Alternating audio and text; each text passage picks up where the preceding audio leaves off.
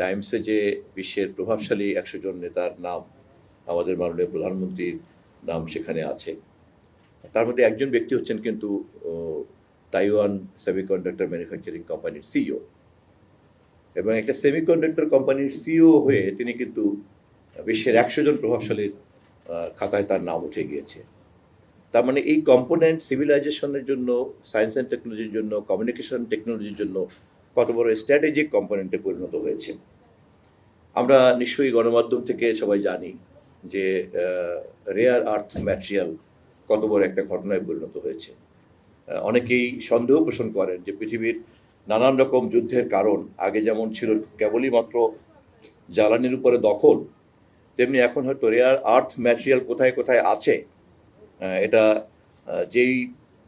যেই দেশের যত বেশি সিসমিক কোয়ালিটি দিয়ে যে যত বেশি বুঝতে পারবে, দেখা গেল যে সে তখন ওই ধরনের ভূখণ্ডের প্রতি কিন্তু একটা আকর্ষণ বাড়তে পারে। ফলে এই যুদ্ধগুলির পিছনে আসলে কি কারণ, এই ধরনের প্রাকৃতিক সম্পদ কিনা, যে প্রাকৃতিক সম্পদ এই ধরনের স্ট্র্যাটেজিক কম্পোনেন্টের কিন্তু র মেটেরিয়ালসের সঙ্গে যুক্ত হয়ে পড়েছে।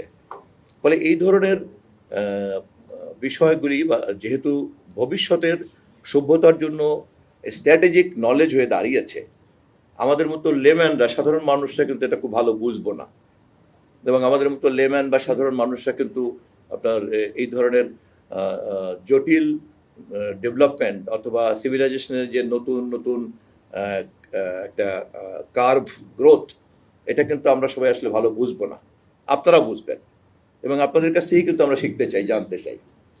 এবং সে কারণেই আমি বিনীতভাবে আপনাদেরকে অনুরোধ করব যে আপনারা যে উদ্দেশ্য নিয়ে জন্মেছেন, সেই উদ্দেশ্যের মধ্যে এটাকে আরও অনেক বেশি ঘনীভূত করবেন, আরও অনেক বেশি দৃঢ় করবেন, যে আপনাদের সম্মিলিত জ্ঞানে কিন্তু এই সভ্যতার নতুন পর্বে আমরা যারা দেশ, জাতি, রাষ্ট্রের দায়িত্ব নিয়েছি জনগণের ভোট নিয়ে, আমরা তখন কিন্তু সমসাময়িকভাবে নীতিটা নির্ধারণ করতে পারবো, সময় উপযোগীভাবে নীতিটা নির্ধারণ করতে পারবো।